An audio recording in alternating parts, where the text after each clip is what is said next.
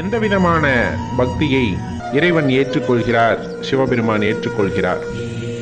ஏன்னா நம்ம சொல்றோம் இல்லைங்களா, பிறப்பு தீட்டு இருந்தா சிவபெருமான வழிபடக்கூடாது, இறப்பு தீட்டு இருந்தா சிவபெருமான வழிபடக்கூடாது, கன்னி தீட்டு இருந்தா சிவபெருமான வழிபடக்கூடாது, சிவாலயங்களுக்கு செல்லக்கூடாது அப்படிங்கிற மாதிரியானதெல்லாம் இருக்கிறதல்லவா.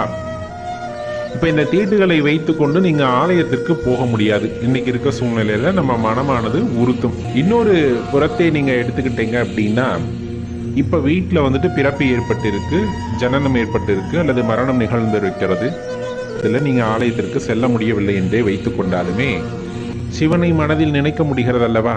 அப்ப அது தீட்டா, அது தவறான செயலா அப்படின்னு எண்ணி பார்க்கணும்ல.